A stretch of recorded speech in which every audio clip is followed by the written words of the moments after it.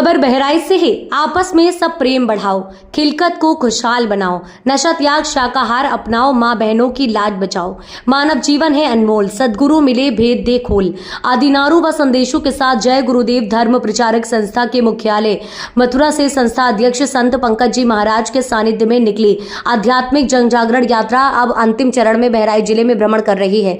इसी क्रम में वह कल सायंकाल अपने 94 पड़ाव ग्राम बगैया पहुंची, जहां आयोजित सत्संग समारोह में संत पंकज जी महाराज ने अपने प्रवचन में कहा, जन्म जन्मांतरों के पुण्य सब संचय होते हैं तो परमात्मा मनुष्य शरीर देते हैं और सत्संग सुनने का अवसर मिलता है। सत्संग की महिमा अगम अपार है। यहाँ किसी की निंदा आलोचना नहीं की जाती।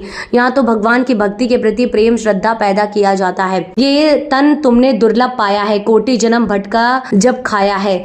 अब याको बिरथा मत खो, चेतो छिन छिन भक्ति कमाओ। पंक्तियों को उद्धृत करते हुए कहा, करोड़ों जन्मों में भटकने के बाद ये अमूलक मानव तन आपको मिल गया है। अब इसको दुनिया के ऐशो इशरत शराबों कबाबों में बर्बाद ना करो। कुछ समय निकालकर मालिक की याद कर लिया करो। यही पूजा इबादत अन्य समय में आपके काम आएगी। महाराज जी ने साधना का रास्ता व सुमरन ध्यान भजन की विधि समझाया तथा परस्पर मिलजुल कर रहने की अपील करते हुए कहा, जब परमात्मा ने सबके शरीर की रचना एक जैसे की है तो अपने मिलने का रास्ता अलग अलग कैसे बनाया होगा। आप सब लोग मांसाहार छोड़कर शाकाहारी बने, शराब व अन्य घातक नशों का त्याग करें, अच्छे समाज के निर्माण में भागीदारी बने। जय गुरुदेव आश्रम आगरा दिल्ली बाईपास मथुरा में आयोजित दादा गुरुजी के 76वें पावन वार्षिक भंडारा सत्संग मेला में भाग लेने का निमंत्रण दिया।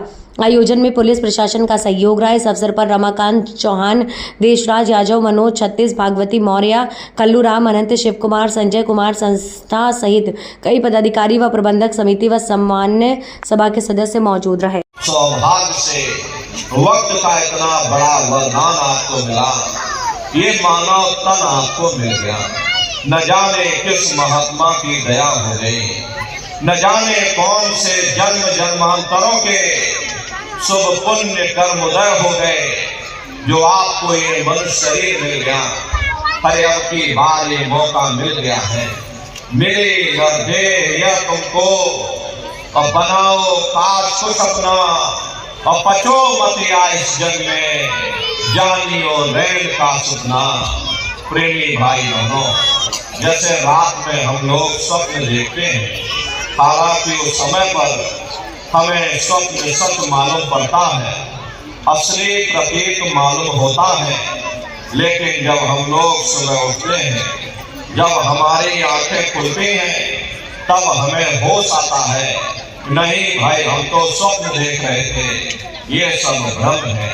ठीक उसी प्रकार से ये दुनिया भी 10-20-100 साल का स्वप्न है। अब आप कहोगे हम जाग रहे, परंतु प्रेमी भाई बहनों, ऐसा हरगिज़ नहीं है।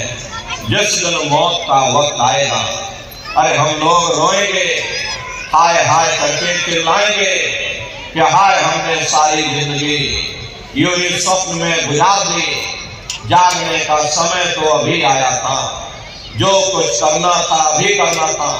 लेकिन प्रेमी भाई बहनों, अब पछताए हो क्या जब चिड़िया चुग गए खेत। महात्मा प्रेम से जीवों को समझाते हैं कि भाई देह और द्रेह सब झूठा और भरम में काहे को खपना।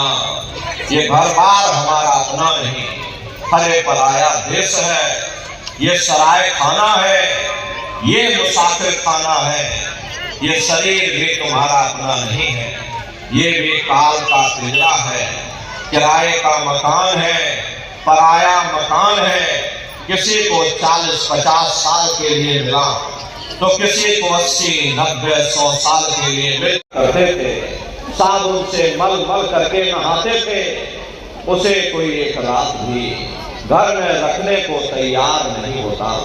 कंधों पर लटका करके शमशान भूमि पर छोड़ करके आ जाते हैं। हिंदू लोग तिनका तोड़ाते, इधर से तिनका टूट गया, तेरा मेरा रिश्ता नाता टूट गया। मुसलमान, सिख या ईसाई लोग खाक की मिट्टी कब्र में डाल देते कि जो मेरे लिए खाक की मिट्टी है वह मेरे लिए तू है। हर मामूली कष्ट नहीं होता, मौत के समय में घन घोर पीड़ा होती है। जनमत मरत दुसह दुख हुई, सहजो बाई ने बयान किया है। कि सहजो मौत आइया अंगे अंग दिया तोड़ और हिया जरे छाती फटे उठे पीर घनघोर। गुरु महाराज सत्संग में फरमाते थे कि जैसे 1,00,000 बिच्छू एक साथ मिल करके हमारे शरीर पर डंक मारे, उससे भी लाखों करोड़ों गुना ज्यादा मौत के समय में दर्द होता है। जब मृत्यु आती है तो किस तरह से प्राण निकलते हैं, प्राणों के निकलने की क्या प्रक्रिया होती है, पहले उसे आप अच्छी तरह से समझ लीजिए। सिमटत भास श्वास उठ जावे और प्राण पति जब सिमट समावे, उस समय हमारी श्वासें रुक जाती हैं, शरीर की चेतना पीछे सिमटने लगती है। तो सबसे पहले गुदा चक्र टूट